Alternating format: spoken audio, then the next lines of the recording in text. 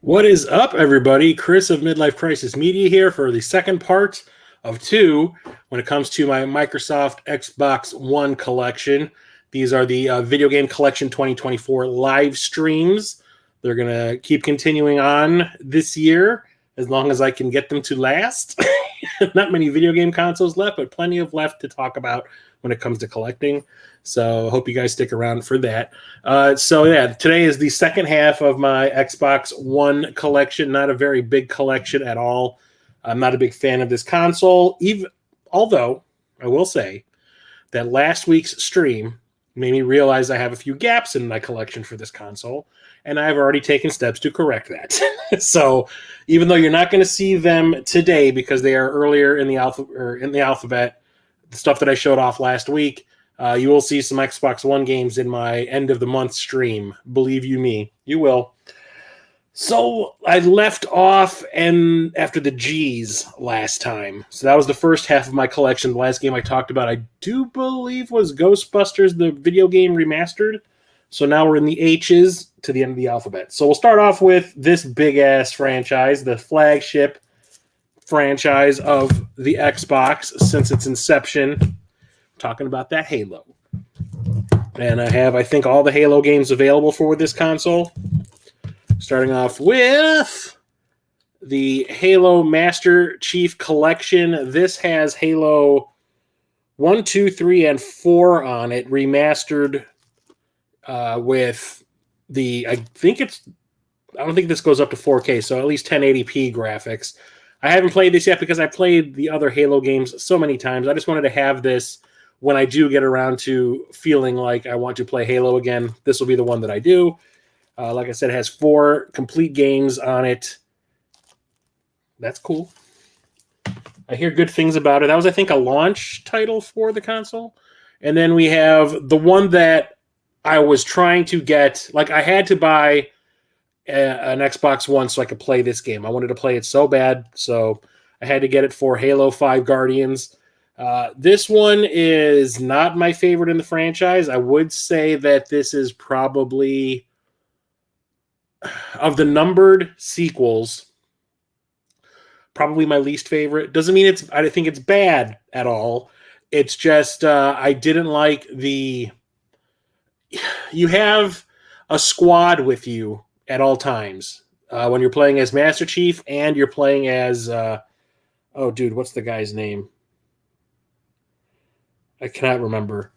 The guy who played Luke Cage on the Marvel Netflix shows. I can't remember what his character's name is in this. Locke.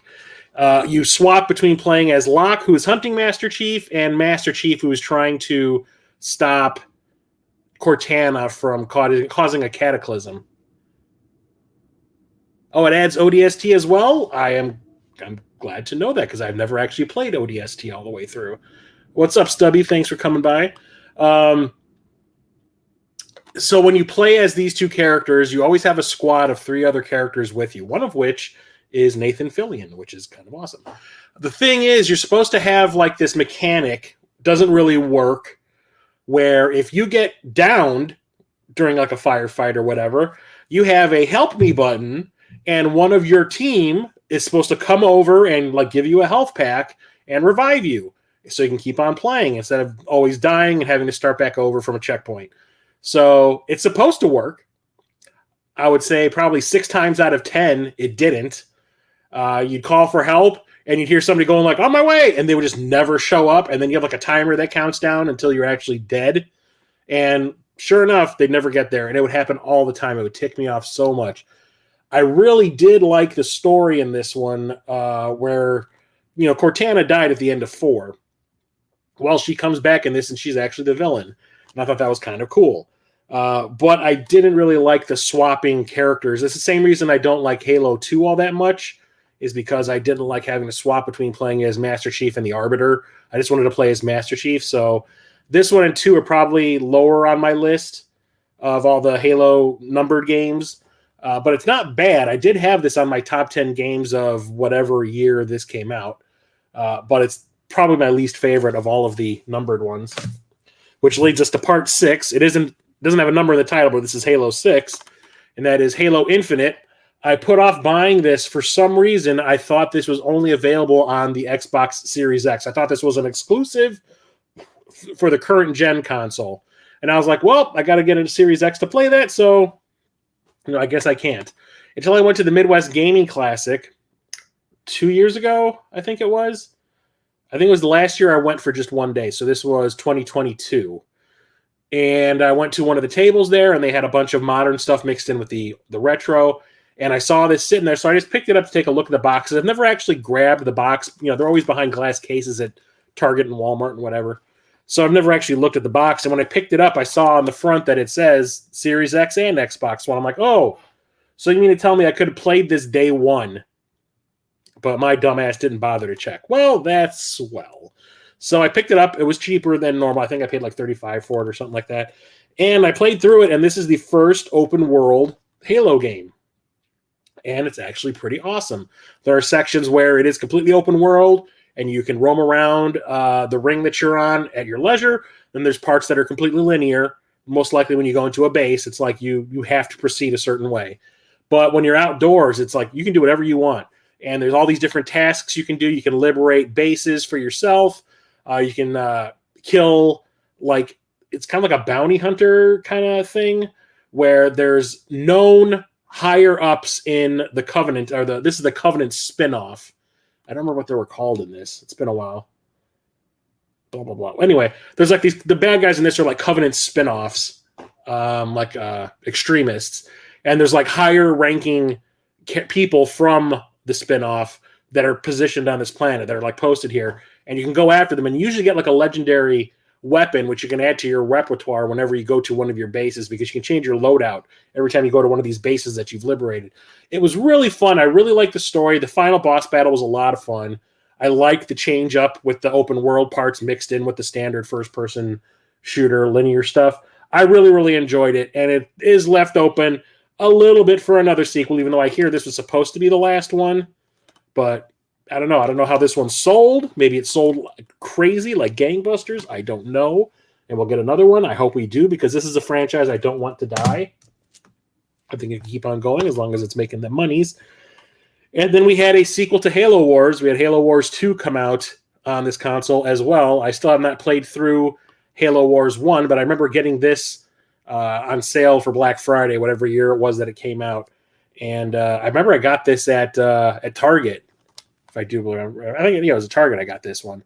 And it's a real-time strategy game with the Halo characters, vehicles, all that kind of stuff. And I love that kind of thing. I love me a good RTS.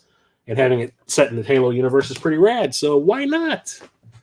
And now we're moving on. So this is also a game that is I do have games that can be played on the Series X. I'm pretty sure any Xbox One game can be played on the Series X, but I have a lot that say on the cover that it can be played on the Series X. You know, you have the Series X version, but you can also play it on the One. This is one of them, and that is Immortals Phoenix Rising. This is the standard edition, I do believe. This has a bonus quest on it, A Tale of Fire and Lightning. I hear it's kind of like, I guess, like Xbox or Ubisoft's version of Breath of the Wild. If I remember correctly, I think Captain Algebra played this. I want to say Captain Algebra and Tiger Chainsaw played it. I know Tiger Chainsaw didn't really care for this. I think Captain Algebra played through it and really liked it. But yeah, it's supposed to be like a Legend of Zelda Breath of the Wild ripoff. But I thought it looked really cool, so I picked it up, and I got this on Black Friday as well. I think it was not too long after it came out. This got like discounted, like it the same with like Cyberpunk and the recent Sonic games. They've gotten discounted very quickly from when they got released. I remember Cyberpunk got released, and within a month, it was already half off at Best Buy. That was like, I want to say less than a month old when it got discounted by half when I got it on Black Friday. And the last two Sonic games that I've bought were like less than a month from their release date, and they had already been discounted by about half. Kind of weird the way the pricing is working nowadays. I don't get it. Next up, we have another game that I picked up randomly at GameStop because it was deep discount. That is The Inner World, The Last Wind Monk. And this includes a critically acclaimed prequel, The Inner World. And I do believe this is an adventure game, like animated adventure game, point and clicky, which is why I picked it up. I thought it looked kind of interesting, so I said, why not? And plus, like I said, it was dirt cheap. I've played one of the games in this collection, and I have not played the other. So this is a combo pack of Inside and Limbo. These were both digital games that were released on, I want to say it was the PlayStation as well, but I bought Limbo, was the one that I have played through. I bought that on the 360 because I had heard nothing but good things about it. And it's a really short adventure game, but the style of it is really cool, where it's all in black and white. Your character is completely in shadow except for his little eyes blinking. And it's a platformer, and you're basically just going around trying to traverse different areas. There's like enemies and stuff like that. There's obstacles. I remember the big-ass spider that you fight. And actually it's on the cover here too. I didn't remember. I forgot that you could see it. It's really, really fun. It was just really short, and I came real close to 100%ing it. But I didn't feel like going back and like correcting a couple of my errors during my playthrough. But I thought it was really cool, really stylish, really fun, and it didn't overstay its welcome. It wasn't an expensive digital game anyway, but I've never played Inside, which I do believe is from the same developer. Was that Play Dead? So I need to try that one out. I hear that one's really cool too. But I wanted to have Limbo on physical media, so I bought that. Still haven't played this one. I do believe this one is an online multiplayer game. And I have not opened it yet, but whatevs. You know me and licensed games. I picked up Jumanji, the video game, and I did get this on Black Friday as well. And I do believe this is a third-person adventure game. I can't even read the damn type. It's so small. A game for those who seek to find a way to leave the world behind. Oh, wow. They've seen the movie. Unite in adventure and laughter in the action-packed game of Jumanji, the ultimate challenge for those who seek to leave. Yeah, I already read that. Play online, split screen, or with AI teammates, and combine the unique abilities of Dr. Bravestone, Ruby, Mouse, and Professor Oberon to defeat your foes and save the day. Yep. Like I said, me and licensed games, we got a thing going on. Had to have that. Another licensed game. I remember everybody saying that this was actually pretty cool. And I think there's a sequel that's either out already or is coming out of Jurassic World Evolution. I was not a fan of any of the Jurassic World movies, but this is a park builder, kind of like that. God, what's the name of the Jurassic Park game that is on the Xbox and the PS2 that is like super freaking expensive? Operation Genesis, I think it's called.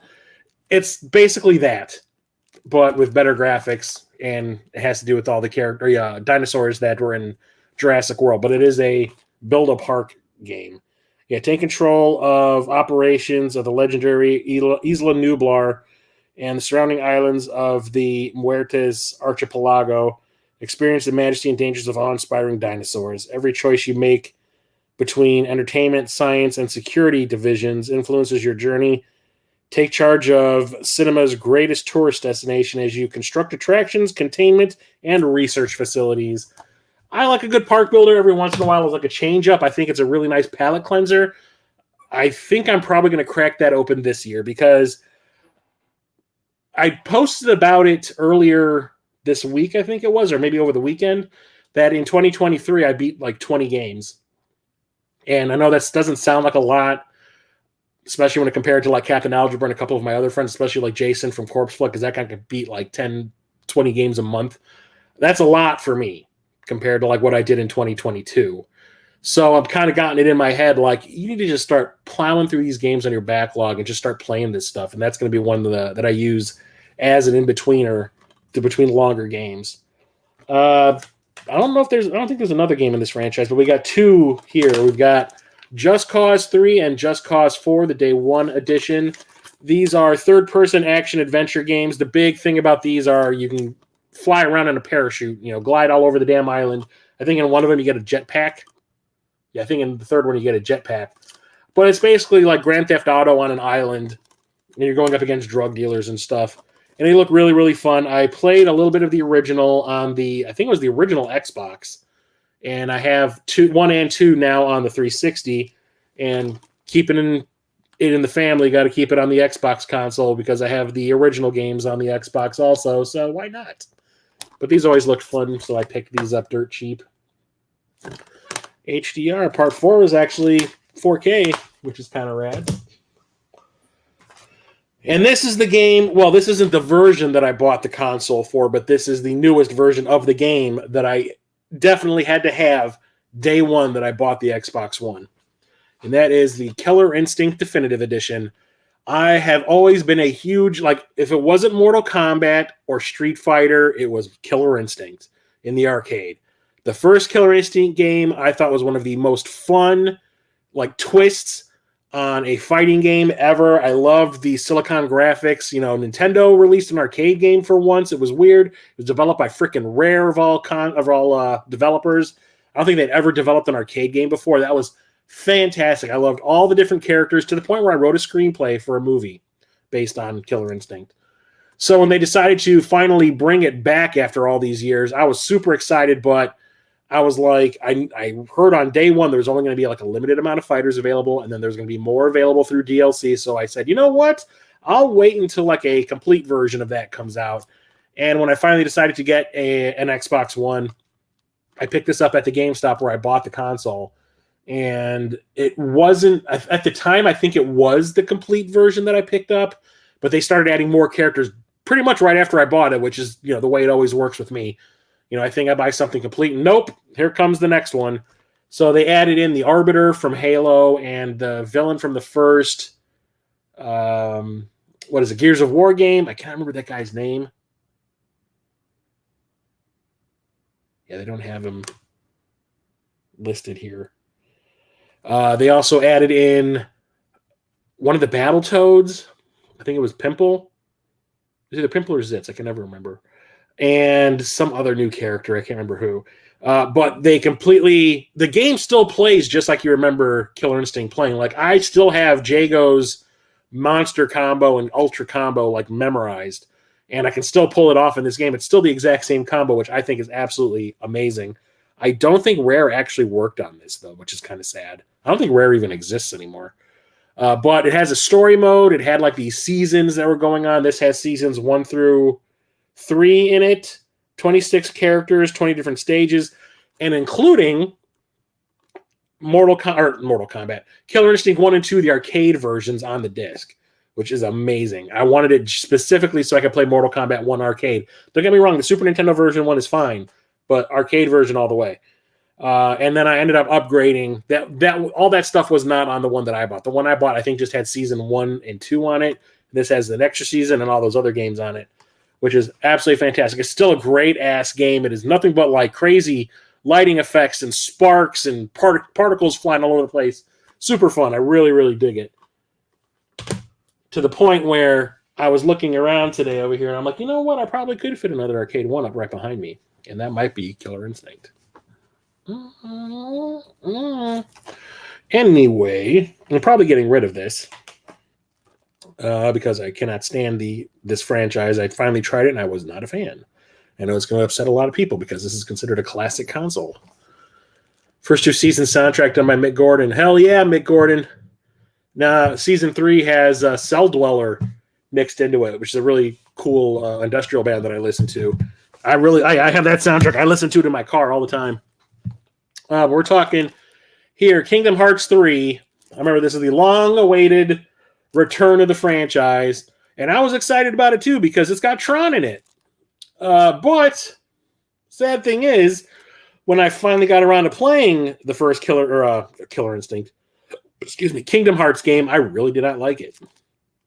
And even though there was no Tron in the original game, I needed to, I keep on burping now. I needed to beat that in order to get to I keep on wanting to say Killer Instinct. I'm fried right now, guys. I need to beat the first Kingdom Hearts in order to get to Kingdom Hearts 2, where the Tron stuff starts. It's probably not going to happen. And also, I have all of the Kingdom Hearts stuff on the PlayStation 4 now, so I'm probably going to get rid of this. And if I find a cheap version of the third one for the PS4, I'll pick that up or whatever. But yeah, I did not hear good things about this one either. I know a lot of people were disappointed by it for whatever reasons. I didn't really listen to what it was because, like I said, I had full intentions of playing this. But now that I've heard that it wasn't, or when I started to hear that it wasn't all that great, I kind of like, put it on the back burner. Picked this one up at Toys R Us. And same thing that happens with those Telltale Games discs pisses me off beyond belief. That's why I don't own more of the Telltale Games sets. You know, the whole story on physical media is because of the way they do this crap. But we're talking here, King's Quest, the complete collection. Sorta. So it includes all 5 chapters and the epilogue. So this is another one of those like Telltale style games. You know, it's a graphic adventure game. You have a little bit of light gameplay. You mostly make choices and dialogue choices in order to see how your choices affect the way the story plays out. I love that kind of thing. Star Trek Resurgence, go play it. It's amazing if you're a Star Trek fan in that style, which I love. But the thing is, I didn't realize when I bought this that it only has, where does it say it? Chapters 1, 2, 3, and 4 are on the disc. Chapter 5 and the epilogue have to be downloaded. That's some bullshit. Put 2 discs in here, goddammit. I'm sick of that crap. Just put the whole thing on the disc. I don't want to have to download anything. And even though that Telltale is gone, I do believe they're back now, but someone else owns them. But, like, are those games still available to be downloaded? Like, I don't know. It freaks me out. I don't like that at all. But they did that there, and I fell for it. I didn't read it. I did own this on the PS3, but I kept on hearing stories of it melting people's PS3s because it was so graphics intensive. So I got rid of it because I did not want to kill my PS3, but that ended up happening anyway. So when this came out on the Xbox One and the PS4, I decided to pick one up. I found the Xbox One version first for cheaper, so I said, why not? And that is the remaster of L.A. Noire. And they are desperately trying to make this look like L.A. Confidential, because if that woman in the top corner is not a dead ringer for frickin' Kim Basinger in that movie, I don't know what is. Someone needs to get a lawsuit going, but this is essentially Grand Theft Auto in the 1920s. It's like a film noir, gangster, and cop story. And I hear it's fantastic, but I have not gotten around to playing this. I cannot imagine playing this on the Switch. I think it is available on the Switch. But yeah, this is in 4K, so this is definitely going to be the way I do finally play through it. And then we've got a few Lego games. I got both of these Black Friday, I think last year, I want to say. One of them is the Lego Harry Potter collection.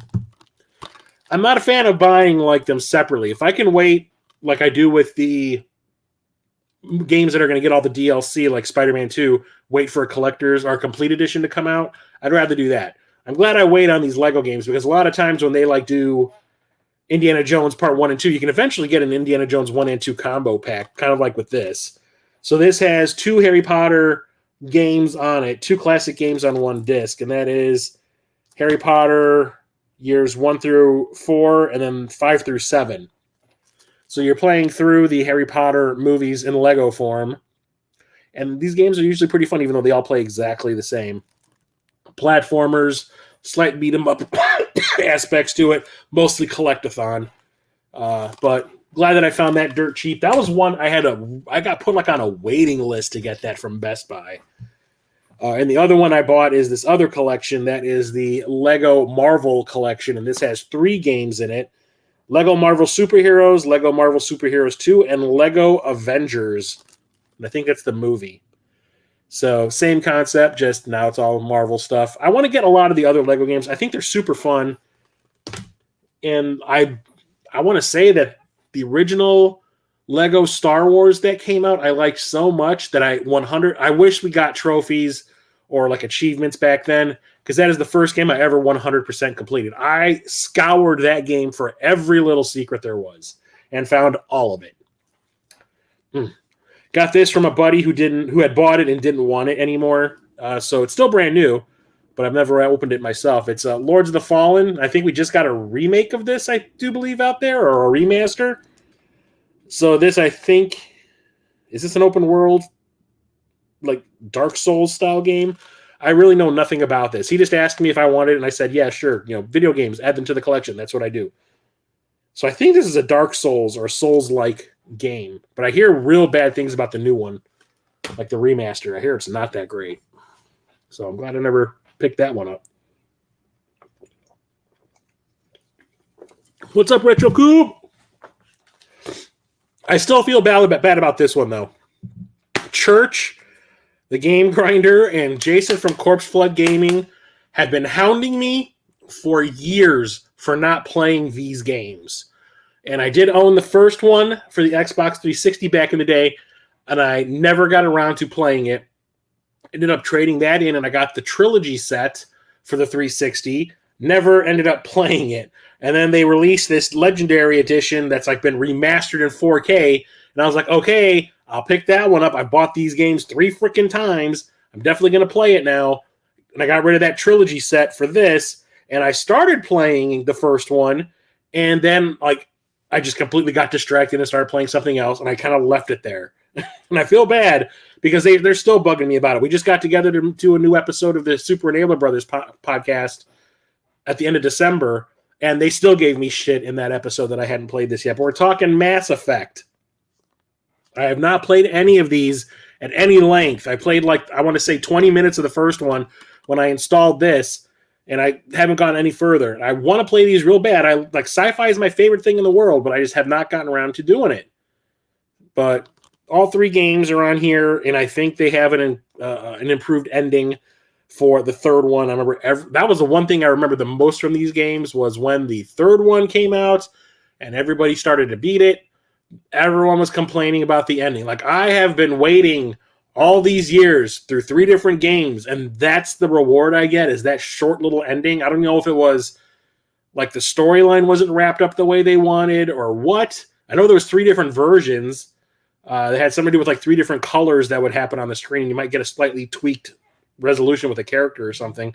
But I don't know if it was the length of it that was the problem, or if the story was the problem, or what. But they ended up releasing an extended version of the ending to satisfy everyone and shut them up. I don't know what version of the ending is on here, but I'll find out eventually. But I'm definitely playing through these 3 games this year. Definitely. Which leads us to the 4th game, which everybody complains about. That is Mass Effect Andromeda. This is the deluxe edition, which I picked up at GameStop. Pretty cheap, if I remember correctly. And it still has the code in it, although I don't remember if I tried out the code or not. But whatever. This one has a bunch of different items in it. You have a Pathfinder casual outfit, a scavenger armor set, Pathfinder elite weapons set of 4 weapons, and a pet hijack, which looks like a jackal or whatever. But everybody complains about this game except for Church the Game Grinder. The Church the Game Grinder really liked it, and everybody else I know hates it. So I don't know anything about it. It depends on how I feel about these 3, and if I want to keep going with the story in this one to see what's up. We'll find out. We'll see how things go. I have not played Mass Effect. Be able to play it for the first time, the definitive edition. You enjoyed the ending? Yeah, I just remember it wasn't like people I knew. It was mostly just like online stuff. I just remember like logging on to like Facebook or whatever, and everybody's like, "What the hell is this ending bullshit?" I was like, "What?" Like, chill out. It's a video game. Next up, I picked this one up at GameStop's dirt freaking cheap, and I thought this would be like a fun little distraction kind of game. And I played it a little bit. I thought it was okay. That is Micro Machines World Series. I've liked all of these Micro Machine games they've released over the years, even the ones like on the NES and the Genesis, where it's like a little top-down racing game where you're playing like a little tiny little toy car racing around on something that would, to us, would be small, but to that little car, it's gigantic. So like a coffee table that has a bunch of pencils laid out on it to form a track, that kind of thing. It's fun. I like the ideas and the creative ways that the developers come up with unique tracks like that for these games. I like to see what each game offers, and this is a pretty fun one. So I had to pick that up. And here's more of these. I still have not played these. They're both still sealed, but at least I have the complete versions, although it took a while for me to get this other one. So we're talking these Mordor games. So I've got Shadow of Mordor, or Middle-earth Shadow of Mordor Game of the Year Edition, and Middle-earth Shadow of War, the Definitive Edition. Shadow of War, Shadow of Mordor. So Shadow of Mordor, I picked this one. I think this is the only version of this game I've ever... I'm sorry. I picked this up for the PS4. I do believe the regular version I picked up on the PS4 when I first got the console. And then I ended up running out of space and saying, like, well, I should probably get rid of some of these games I'm never going to play. So I got rid of it. Eventually, I got more space. So I ended up finding this Game of the Year edition on the Xbox One, so that's where I ended up getting it for. But it's an open world, Souls-like game, I do believe, that takes place in Lord of the Rings. And I hear it's pretty awesome. I hear it's pretty fun. This one has all of the DLC included, and I cannot read what it is because it is in such tiny type on the front. Shadow of War, I ended up buying the previous version of this at Target on Black Friday, and I embarrassed myself because of it. So I remember there was a bunch of games I knew were on sale, and the thing is, the Target where I went, which is where my mother lives, the people that worked there did not put any signs out for the other stuff that was on sale. I don't think there were any signs out at that particular Target that we went to. So I remember the things that I saw online that were on sale there, I immediately went there to get. And then I remember seeing the Shadow of War that they had on sale, which was the previous version of this,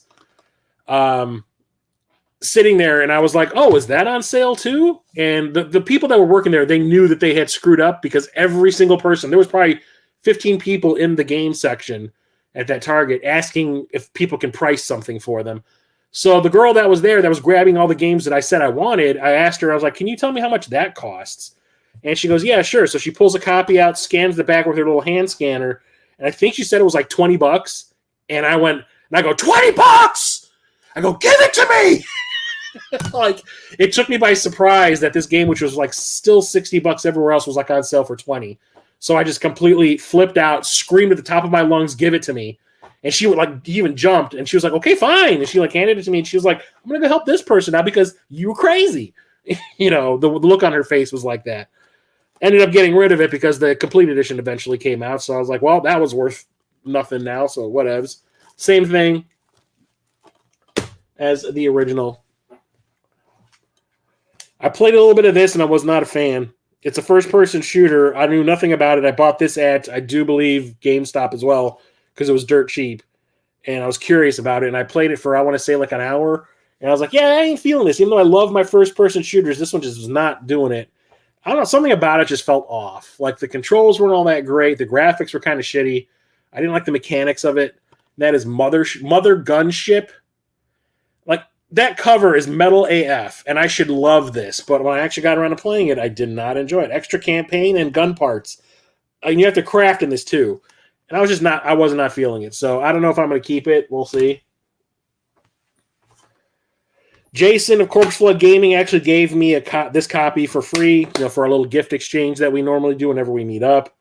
The Greatest Hits Edition. Oh, he even gave me the Greatest Hits Edition. That son of a bitch. Need for Speed Rivals. I have not played a Need for Speed game in decades, so I don't know if this one is any good, if this one got good reviews or not. I have not paid any attention because these are like Madden games to me. They just keep on releasing new ones, and I can't keep up, so I don't know. I like the Forza Horizon series, but I haven't played one of those in I don't know how long. I have played this. I got maybe halfway through it. I need to finish it off. That's another one. Like the year I need to finish all the games I've started. I got this for my backlog roulette game on the Super Neighbor Brothers podcast, and I really liked it. Did not realize that it turned into a certain type of game, but that is Okami. This is the HD version. I have 3 other versions of this game elsewhere. I have one on the PS2, one on the Wii. Yeah. But I ended up playing this one when I got it on my backlog roulette. The graphics don't hold up really because when you're playing the game, it's fine. When it comes to the cutscenes, it's like the frame rate is off because this game is cel shaded, and whenever the main character, was it Amaterasu or whatever his name is, the wolf, Amaterasu. I keep forgetting what the name is. Whenever he's on screen during the cutscenes, he shakes. It's really strange. It almost makes you feel like you're having like a little mini seizure. It's so strange. It's like he just shakes. And it's distracting as all hell, and it kind of annoyed the hell out of me. But I just remember this being kind of a 3D beat-em-up, and you kind of upgrade your character as you go. You have to draw symbols on the screen, at least on the Wii version. Here, you have like a brush that you can draw on screen to get your character to do certain things. It's really fun, but then all of a sudden, I never got far enough when I started playing this on the PS2 back in the day to get to the scenes that are open world. And I did not realize that it was open world, and I thought that was fantastic when I was playing through it for the podcast. So absolutely fell in love with it. I think it's great. But we filmed the episode of that podcast, and I've got another backlog roulette game, and I forgot this existed. I need to go back and finish it. I really did enjoy it. I need to play through these also because these are like Metroidvanias, and I was watching Musty Hobbit stream the newest one, I want to say, the second one. This is Ori and the Blind Forest, the definitive edition, so I do believe this had a bunch of DLC mixed into it. But like I said, it's a Metroidvania, and your character's really, really tiny, which is kind of awesome. Gives you more of the field to play in on screen.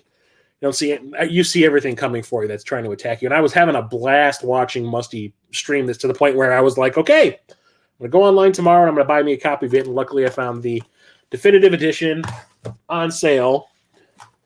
And then right after that, the sequel came out. I don't know if there is a definitive edition of this or not, but whatever. Maybe I'll look it up, see if there is. But that's Ori and the Will of the Wisps.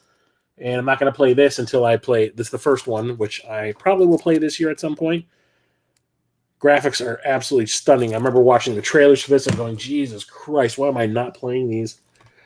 Got this on Black Friday a year ago, 2 years ago. I don't remember. I don't know if this one actually got good reviews or if there is a complete edition of this. I know this one had nothing but DLC and expansions and whatever added onto it, but that is The Outer Wilds.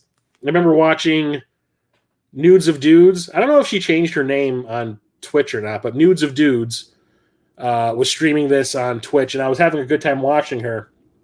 But it's an open world RPG science fiction, and I love my science fiction, so I had to get this. But I don't know if there's like a complete edition of this out there or not. I'll have to look it up. This is one of the games I picked up at Toys R Us when they were closing down. I picked up a handful of half-off video games at the Toys R Us, the only Toys R Us in the area. Back when they're all shutting down, it was Street Fighter V and Metal Gear Solid 5 Definitive Edition, this, and I think it was that King's Quest one too. This I bought because why not? And it was called Pass Cure. It looked like an assassin-style game, but there's really nothing on the back to tell you what's really going on. Pass Cure is a dark psychological thriller that blurs the lines between dreams and reality. An intense, cinematic, story-driven experience that challenges the player to use mind-numbing mental abilities to survive. Pictures on the back don't really do anything to tell you what the game is about, but I thought it looked kind of cool and it sounded kind of cool, so I picked it up. And it was cheap as hell. I think I paid like $10 for that. Got this through limited. Was this limited run? No, I got this at Best Buy. I think there's a better edition of this out anyway, but I don't like this franchise, but I keep buying the games in it. I hear this one's actually pretty fun, though. But also, I remember there was a mobile game that I think had the same name. So am I playing like a enhanced version of a mobile game on a console if I play this? That's Power Rangers Battle for the Grid. I know it's like a one-on-one fighting game.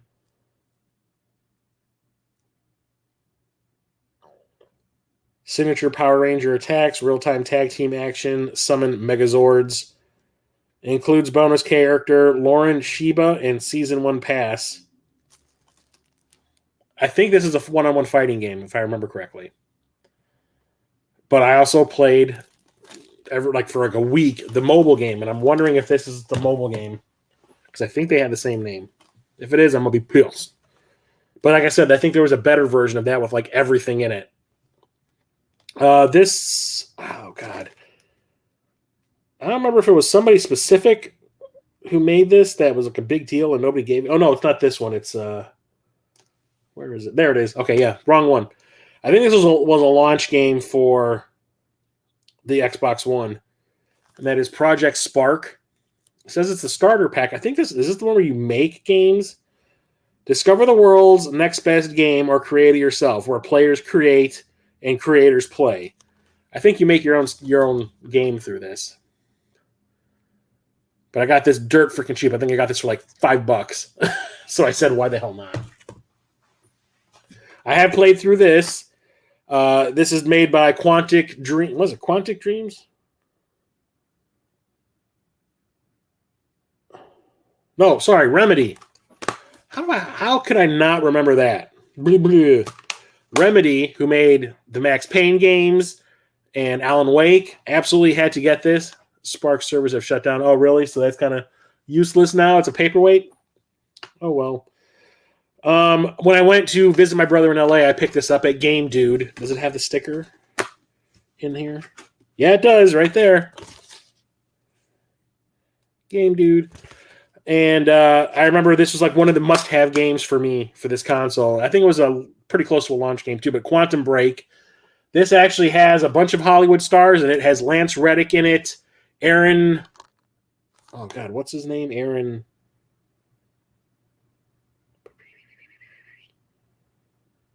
Oh my God, the kid who plays Iceman in the X-Men movies. Aaron Ashmore. His last name is Aaron. Is it Aaron Ashmore or whatever? Ashmore's his last name, and also has, I don't remember his name, but he played Lord Balin on Game of Thrones. But it's a cinematic third-person action shooter, I guess, over-the-shoulder third-person kind of thing, cover-based also. But you can manipulate time. You get like, what was it, like a particle accelerator or something like that? Makes it so you have the ability to manipulate time. You can like slow it down, stop it, freeze people, and all that. It's really, really fun. But the best thing about this is if you have the hard drive space and you don't want to watch the cutscenes in-game, they actually filmed all the cutscenes live action with the actors who play the characters in the game. Oh, it also has the guy who played Merry in the Lord of the Rings movies. He was on Lost. I can't remember his name either. And we're talking like the cutscenes in between stages are like a half an hour long each. So you're watching like episodes of a TV show. And it is so freaking cool to like go from a live action episode and then pick up right where the episode ends in the game and play through a whole section, then watch another live action cutscene. It is so rad. But the thing is, it is gigs and gigs and gigs and gigs of memory it takes up on your hard drive to download all that stuff, because it's like 3 hours worth of movie. It's kind of crazy. I absolutely love it. It made the game so immersive. And it's a lot of fun. Final boss is a freaking pain in the ass, but I absolutely loved it. If you have an Xbox One and you don't have Quantum Break, I highly recommend that one. Here's another one that I picked up at GameStop, and it was dirt freaking cheap, so it's the only reason I have it. But I think Captain Algebra played through this and said it was either Captain Algebra or Jason of Corpse Flood Gaming that played through this and said it wasn't actually that bad. It was actually pretty good. But that's Rad Rogers. It's an old school side-scrolling platform run and gun kind of thing. It looks kind of fun. So I said, why the hell not? It looks real colorful. I love me a good throwback style game. So grab that. This is one of the other games that I picked up day one when I bought the Xbox One. Had to get this because my favorite developer of all time, and that's Rare. Had to get the Rare Replay. This has pretty much every single game that Rare ever made. Almost. It even has like the games they developed for the ZX Spectrum in the UK. Like the old monochrome kind of games. The Saberwolf. And there's like, I want to say 4 of them, but it also has Battletoads, the arcade game of Battletoads, the Banjo-Kazooies, I think. Yeah, Banjo-Kazooies, the stupid Viva Pinata games, Perfect Dark. Only problem is, and this is why I like the generation that this game came out is where I started to like really start to dislike the digital thing. All the games on this disc should have been able to fit on this disc. Should have. None of them are graphically intensive or anything crazy like that. A lot of them are super old. So the first time I popped this into my Xbox One, this took overnight. I had to download every single game off of it. Like it downloaded every game off a server somewhere. Off of like the Xbox Live server. None of it is on the damn disc. I was like saying like the N64 games, the NES games, it had to download those off of it. Why aren't those on the disc? That makes no freaking sense. I hate it. Hate. But I love the games on here. Every time you just boot one of them up for the first time, you got an achievement, which I thought was kind of cool. But playing the Battletoads arcade game on here was so much fun. I haven't played that. Well, I take that back. I remember the first time I played it was when it was first released. It was only released at one arcade in my area, and then the barcade down the street from me ended up having it for a little while too. And that was pretty awesome. But I only went there once and played it. But they don't have it anymore, I don't think. But this is probably the only way I'm going to play through the Banjo-Kazooie games. I'm probably never going to be able to buy them on the N64 because I don't like using that controller. But Perfect Dark, hell yeah.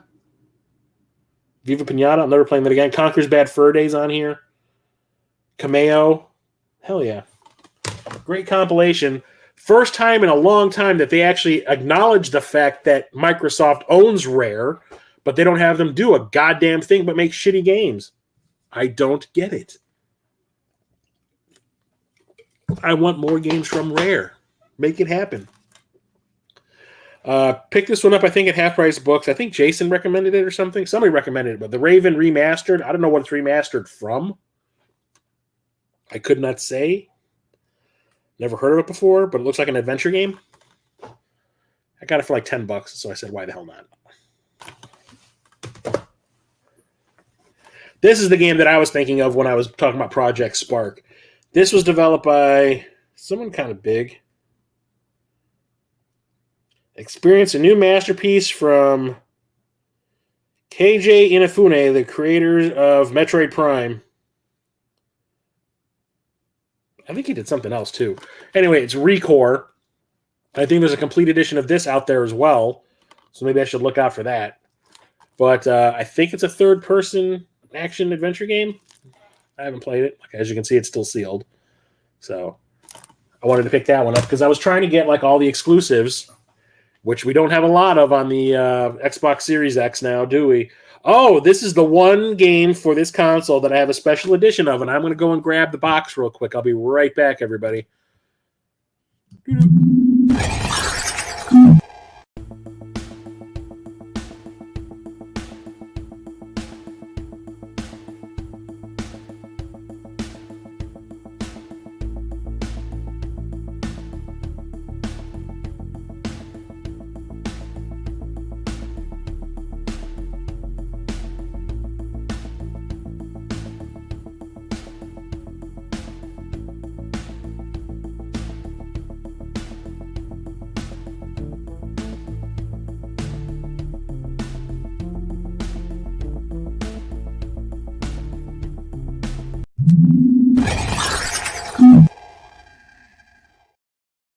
So like I said, this is the only game for the Xbox One where I have like an oversized box collector's edition type of thing. It's not really collector's edition. This is just, what do they call it?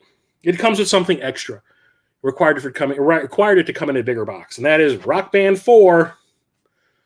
I remember when Rock Band and Guitar Hero decided to make like a little comeback and nobody gave a shit and it disappeared again.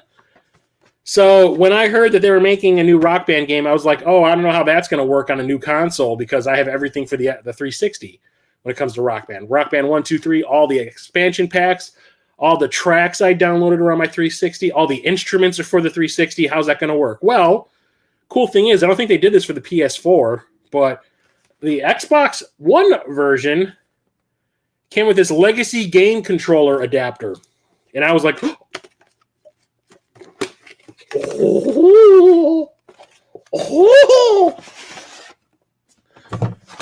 So inside the box within the box,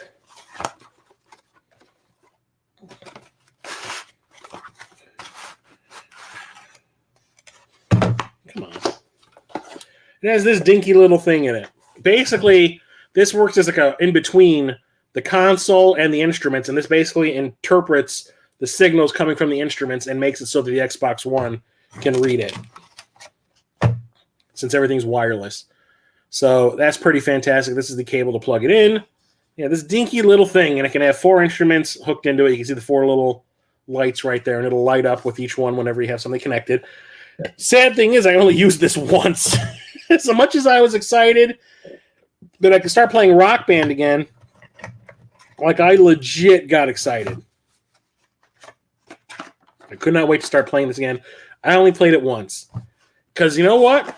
Once you start playing Rock Band with friends, get in there. Once you start playing Rock Band with friends, playing it by yourself, not quite the same. But this does have a bunch of brand new tracks, and I do believe you can import, if I remember right, you can import the tracks that you already have. I think. I never really looked into the fact, why is this not going in? Oh, it's because there's a piece of paper in there. I did not look into the fact if there were more songs being released weekly, like with the original games for the 360 and the PS3. I would think that they would, but I never really looked into it the way I was when the... oh my God, what is going on with this damn package? I never really looked into it or was as interested in it as I was when I was playing this on the 360. So I should probably look in to see if there are new tracks I can download, because we're going to be playing this at Mo Game Con this year. Anyway. God damn it. I can't even put this thing back together. Maybe this is why I never played it past that first time. Putting it back in the box is a bitch. What are you doing? There we go. Yep. Butthead. Jesus. One little thing in a cable. But it has new songs from like Aerosmith, Avenged Sevenfold, Black Keys, Brad Paisley, The Cure, Elvis Presley, Fleetwood Mac, Foo Fighters, Imagine Dragons, ooh, The Killers, Mark Ronson with Bruno Mars, Mumford & Sons, Paramore, System of a Down, U2, Van Halen, and more. It just says and more. But same gameplay and all that, just obviously improved graphics and all that, and more new songs to play. But super awesome. And they released, I remember Mad Catz, I think, went bankrupt because of this game. They created so many new instruments for the game, and they never sold. But now you actually go places and like the instruments go for a lot of money. I don't know why. But maybe everyone's getting nostalgic for Rock Band and Guitar Hero, and then they'll try to make another comeback and it'll fail again. Whatevs.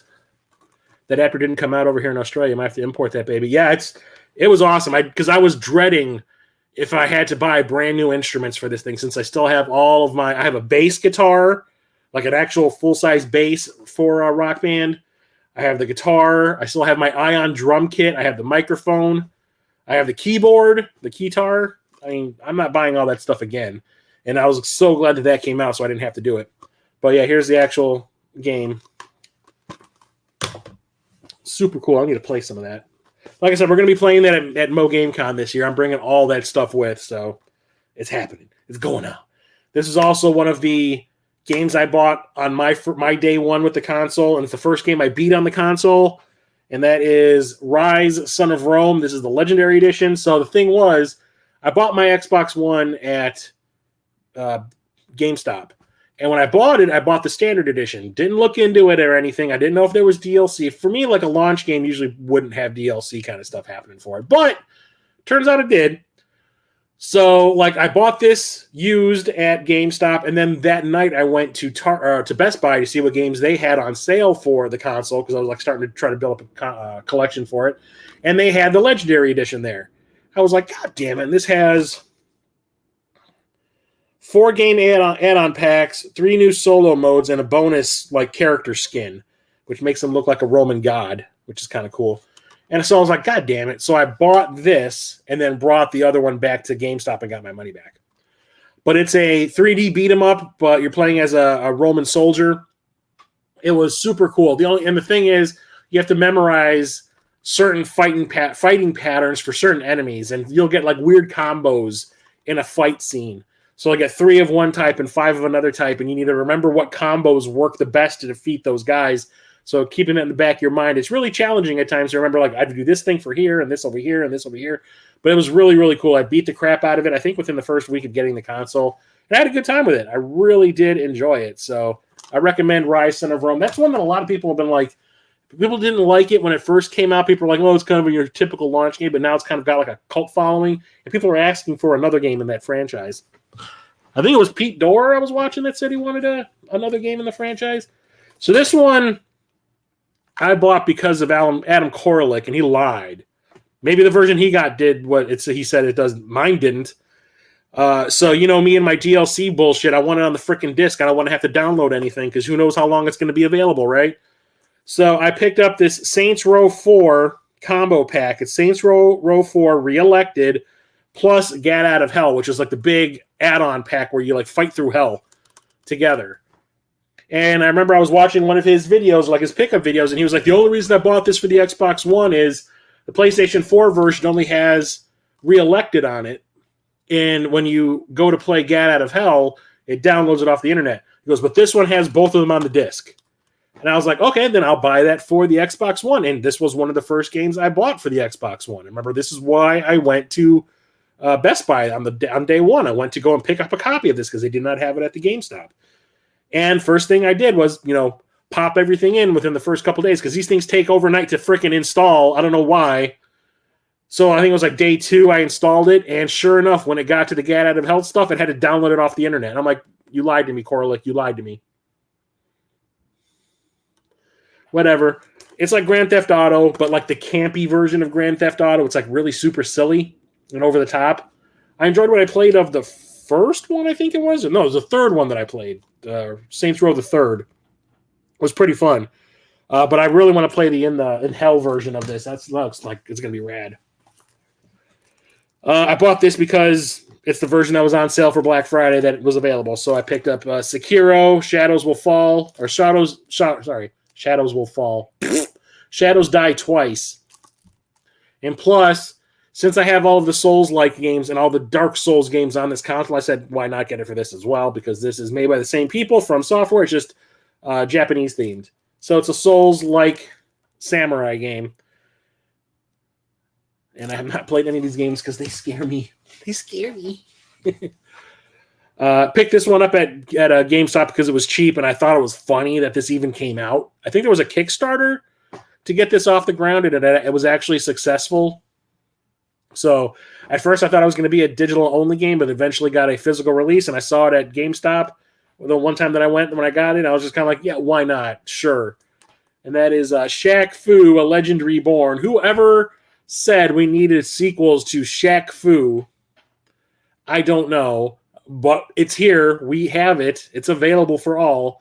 Do we need it? I don't know. But it's another side-scrolling beat-em-up. Well, this one is a side-scrolling beat-em-up. The original Shaq Fu that came out on the Genesis and the Super Nintendo were one-on-one fighting games. And like, I don't know if it was like Shaq's idea to do it or if they just, was it Electronic Arts licensed his likeness. to make just a random fighting game, or just to put his name into a fighting game that wasn't all that great. And they're like, well, if we put Shaq in it, it'll sell. Wrong. Thing is, I hate the Genesis version of Shaq Fu. I don't mind the Super Nintendo one. The Super Nintendo one plays a hell of a lot better. Still not great, but it plays better. But this one is just a beat 'em up. So how can you really screw up a beat 'em up? By putting Shaq Fu on the front, maybe? I don't know anybody that has this outside of me. But I wanted to own it because I think it's funny. I think it's funny that we even got that after the backlash that the first one got. I need to play this because I played through the first one and I really enjoyed it. I thought it was a great beginner's RPG, like an easier RPG. It was like an RPG light, I guess. So I want to play this one. Maybe I'll play this one this year. That's South Park: The Fractured Butthole. The Fractured Butthole. Like the way the first game, Stick of Truth, was modeled after the kids were playing D&D. They were LARPing. That's the whole idea behind that game. This one is everybody is pretending to be superheroes. So that looks really, really fun, and I have not gotten around to playing this one yet. This is another one that, because they released like a complete edition of Stick of Truth, I thought the same thing was going to happen here. So I didn't buy it off the bat. I was going to wait, and that never came. So I just ended up getting this used somewhere. I think it was at Half Price Books. So I need to play through that. Looks like maybe this year I'll be playing a lot of my Xbox One, because a lot of games I own on this that I keep forgetting that I do own. I did play through this one. This is the it's an open world game, and it is the fastest open world game I've ever, like the fastest I've ever beaten an open world game. Got to word it correctly. Words. Use your words, Chris. Use your adjectives. Get a drink. Yeah. Like I play an open world game like Spider-Man on the PS4, Cyberpunk. What am I playing now? Diablo, stuff like that. It takes, like, for me, I play those for a couple of months at most, maybe at like a couple of months. So when I popped this one in, this was like a launch game for the Xbox One. It was an open world game. I was like, here we go again. Here's another long one. I beat this like in 3 days. That is Sunset Overdrive. This is made by Insomniac, the people who made Spider-Man and Spider-Man 2 on the PS4 and 5. I expected to be playing this for at least a month, and I beat it, like I said, in 3 days. It is the weirdest shit. You grind on electricity lines, the power lines and stuff like that, and you do like basic beat 'em up kind of things, like in Spider-Man. It's basically Spider-Man, but instead of swinging around, you slide around on electric things and grind on rails and shit. And it's fun, but the thing is, I never felt compelled to do any of the side mission stuff. I basically just stuck to the story stuff to get, like, none of that side mission shit appealed at all. I would like see what it was. I'd be like, nah, I don't feel like it. I was going over here and do this another story mission. And like I said, I beat it in 3 days. It was the fastest open world beat I've ever gotten.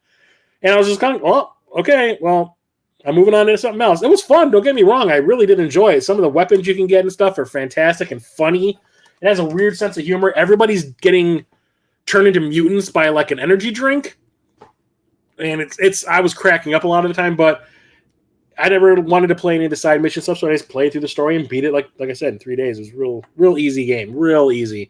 Remember, the final boss battle was a cakewalk. I picked this one up on Black Friday as well. I think it was Adam Korlick who talked about getting this one in one of his pickup videos, and I was like, what is that? Super Lucky's Tale, and now there's another one of these, I do believe. I can't remember what the name of it is. It's like another Super Lucky's Tale or something like that, but it's a platformer, like an old school platformer, 3D, kind of like Banjo-Kazooie or Donkey Kong 64 kind of thing.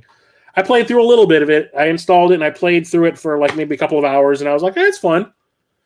I just never went back to it, as usual. But I enjoyed it. It was cute.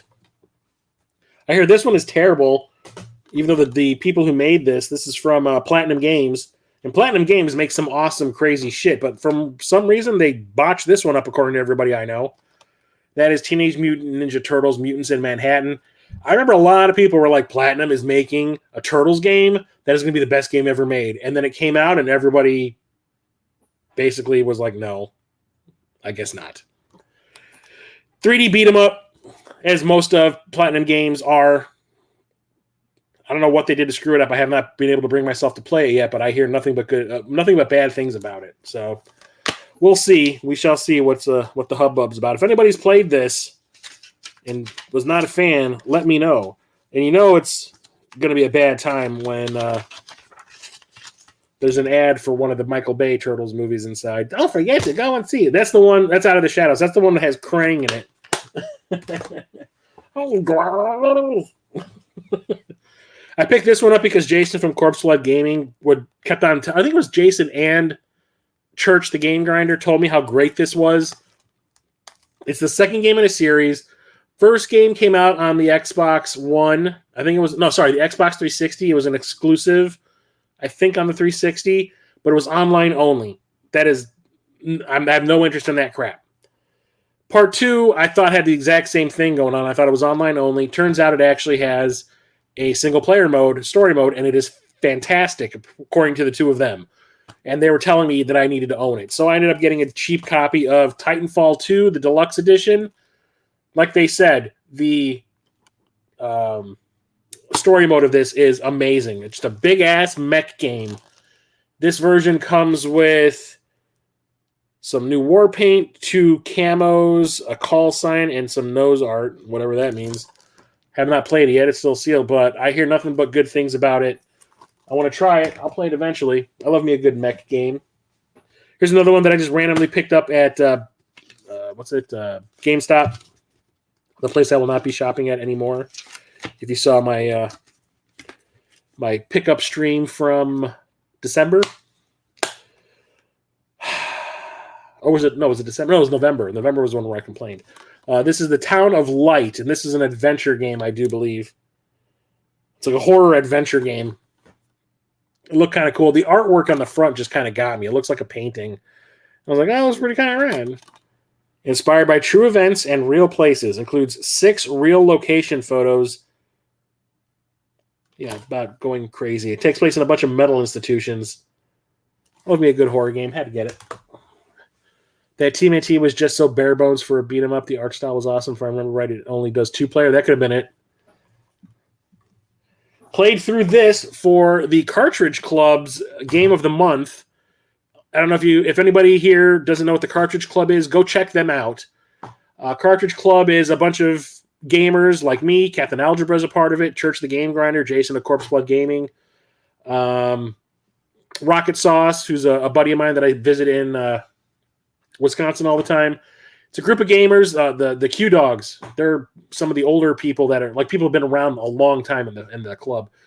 Basically, what it is a Game of the Month club. They pick a game every month, ask people to play along with them. At the end of the month, they ask a bunch of different YouTube people, gamers. Doesn't really matter if you're a YouTuber or not. Anybody that plays games and wants to talk about it, they make a podcast episode about it, talking about the good points, the bad points, and all that kind of stuff. Well, I got asked to be in an episode. I've only been to maybe 3, I think. 3 or 4. I did Mortal Kombat, ActRaiser, Resident Evil 2, and this.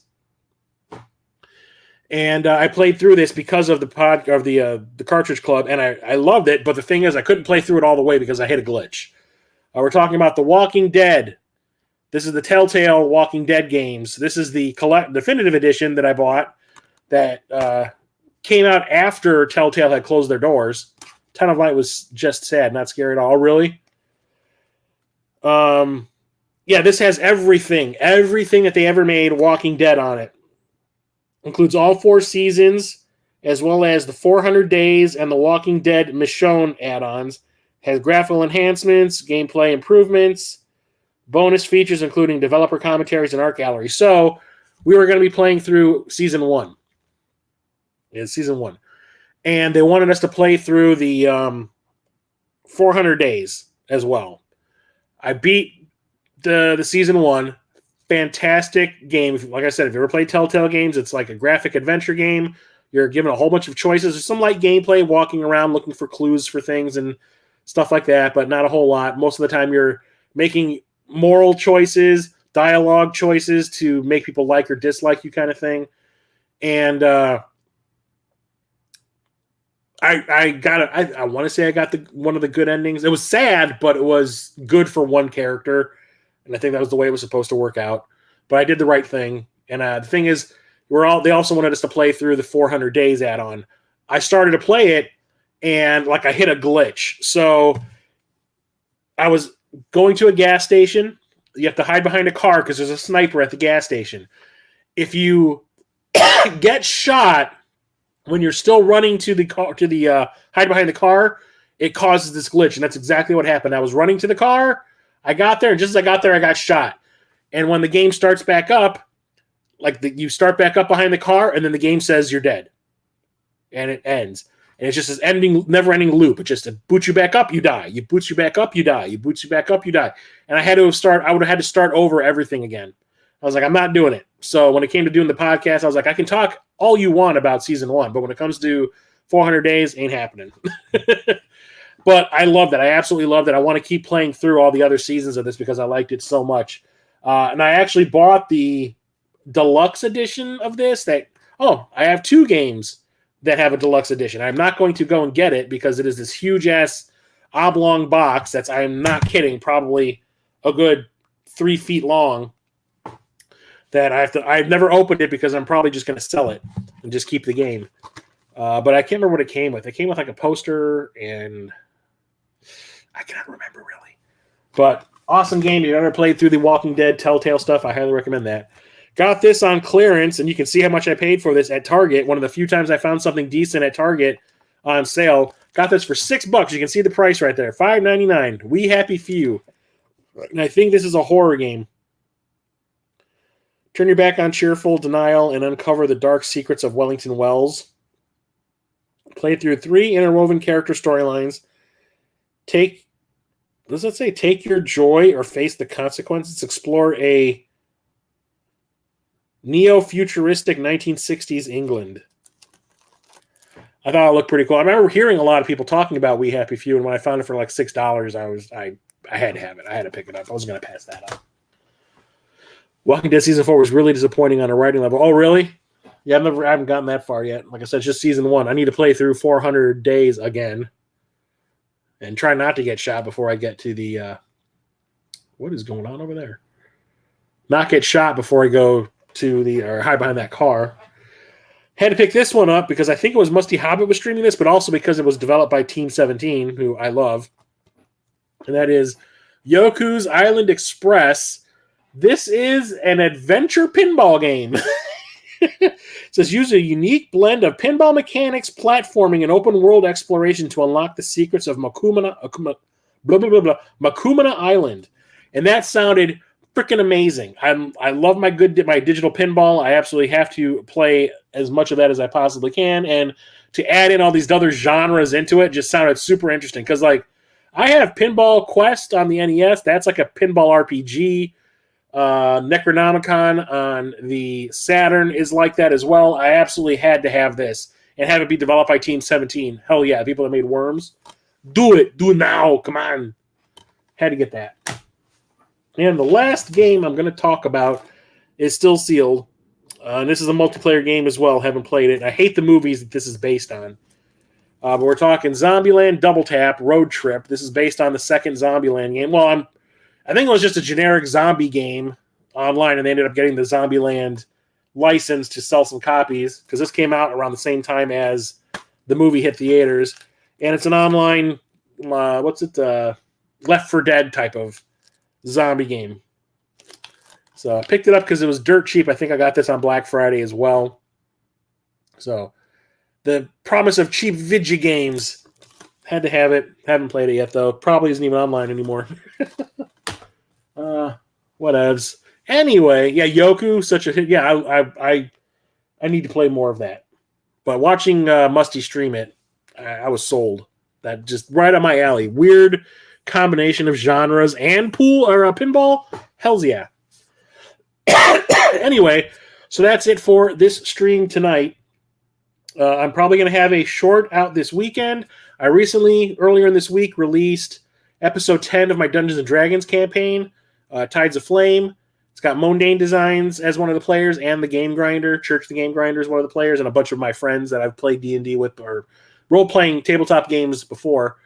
Episode 10 was A Deal with the Devil that I just released. It's really, really cool. It sets up a lot of really cool things that are going to be happening in the next game that is happening on the I think it's the 27th of this month. We're going to be streaming that live on Twitch.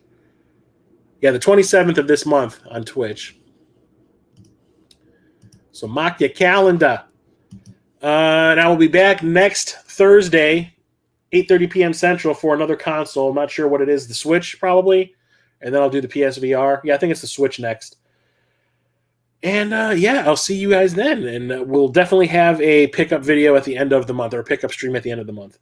And if you haven't checked out my other new channel yet, the movie starting channel, where my movie commentary track podcast is being hosted now, because hosting it on a server was turning out to be really expensive, especially when you have hours and hours and hours and hours and hours of stuff posted there. They start raising the price on you for the memory that you take up. Well, it's free here, so I'll just do it here.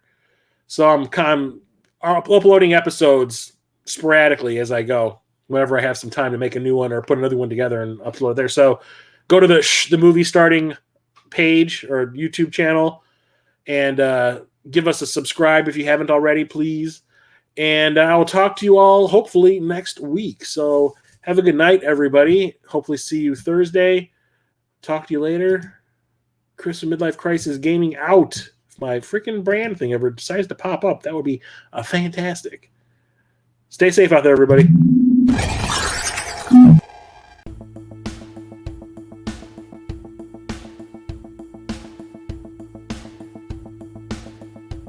Daddy, chill.